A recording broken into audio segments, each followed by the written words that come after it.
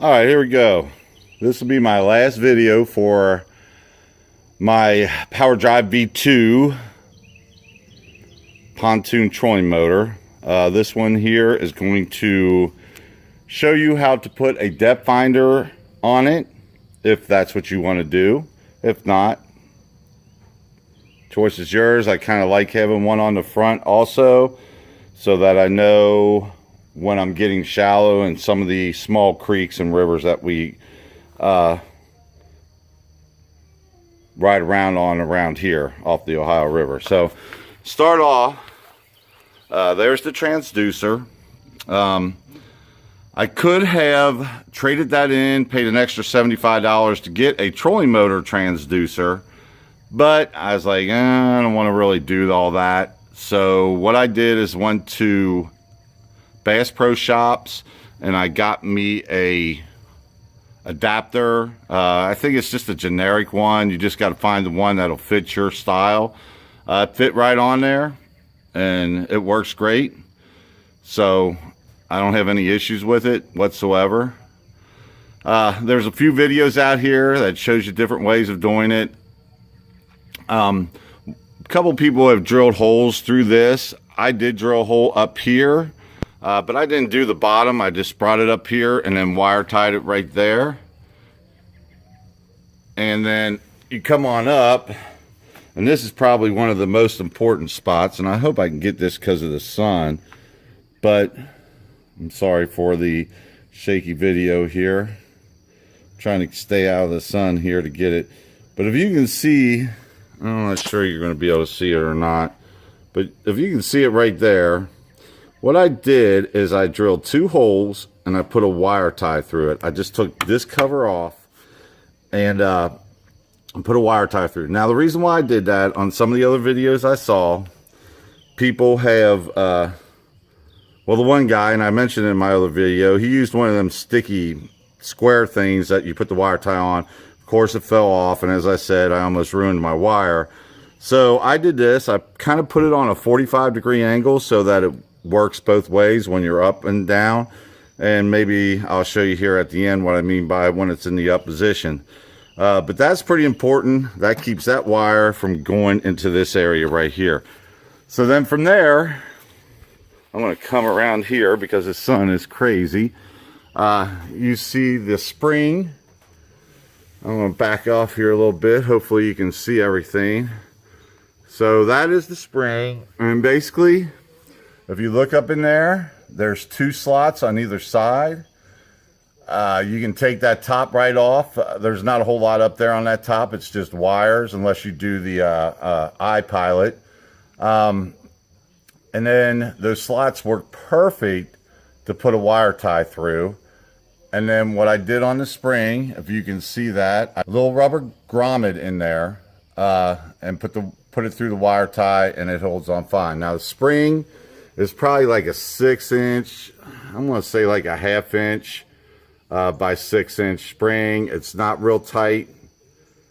It has some flexibility, but not a ton of it. You don't want it too loose where it's just everything's going to drop down. It's just there to keep your wire in a good position, and then if you turn your motor real far, it'll spring and help keep that tension off your wire. So after that, now down the bottom part, I should mention that I just used the wire tie and tied it on. I've seen a couple different styles that people have done. The wire tie tied on seems to work great. So then you just run it down through your power line here and then over there. And then on this one, I'm not going to drill holes. I want to be able to take this on and off. So I just run it across the floor and then run it up here, and I'm going to have my depth finder right here on my front door. The mount there is what they call them Scotty mounts. You can buy them on Amazon. They're not that expensive. It's got a couple bolts on the bottom that I don't have in yet. And I just got a Humminbird 197C DI, which is a down imager. And it was fairly cheap, wasn't real expensive. So I think I paid $149 at the time. I think now you can get them like $129. That was a couple years back when I bought it. It's in simulation mode right now. All right, well, the last thing that I've been thinking about here, and I think that I'm going to do it, so I'm going to buy me another quick release bracket, and this is where I'm going to store my trolling motor, because I can't really do it on the front because of the way the cover is and where it comes down on the front of the boat, and how I have this sitting off to the side. I can't do that, and I really don't want it just to lay on the boat. This way, if I put a quick release there, lock it in, you know, get me just some kind of Velcro strap to strap all the wires together, and we're out and about and we really don't want to use the trolling motor, I can have it sitting back here out of the way and out of everybody's way, because generally that piece of decking is basically useless. We really don't go back there hardly at all. So I mean, never really. And if I had to get back there, I could always just move it out. So that's something else I'm thinking about doing. I'm hoping that that will work. I think it will. Seems like I got plenty of room right here. I can just put my bracket, even though I'll probably be over here on the metal a little bit, I should be able to put that bracket right where I need it to go. And then just be able to slide it out and take it off and put it up front when I need it. There's my motor right there.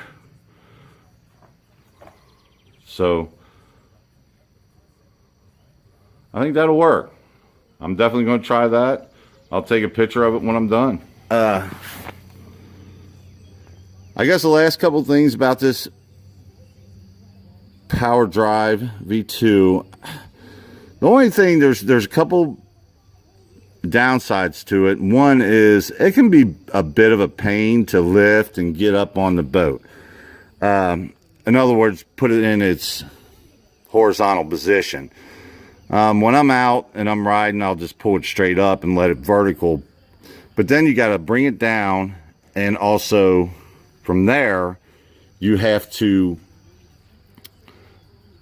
then flip it up and bring it in. And I don't know if I can do this one-handed. Maybe show you guys what I'm talking about. But you hit this, and then you got to grab it here. But you got to have it up, and I'm going to have this all messed up here. Sorry. And as you can see, you got to have two hands. But like I said, I'm struggling here. And that's probably the worst part about it. I don't even have it locked in yet. I'm sorry. I know this got crazy, but it was hard to do this with one handle. But one-handed. But anyway, you can see what I'm talking about. It is a bit of a pain. I don't think I can do this and just do it one-handed. You really need two hands to do it. And that's one of the probably bad points about this trolling motor. Other than that, though, the good part about it is it's really a small footprint. It's not like those other type that have the big long ones you can kind of see on that boat over there, that has those big long brackets on the bottom. This is short, it's out of the way. It's great for a pontoon. I mean, it is a little tough to get the thing up, but you know, I think it's worth that struggle just for the small footprint that it puts out. And other than that, it's a great trolling motor, though. Works good. The jury's still out on the foot pedal, so I may get a co-pilot or I may get the iPilot. I don't know about the iPilot. That's pretty expensive, so I'm probably going to look at just getting a co-pilot.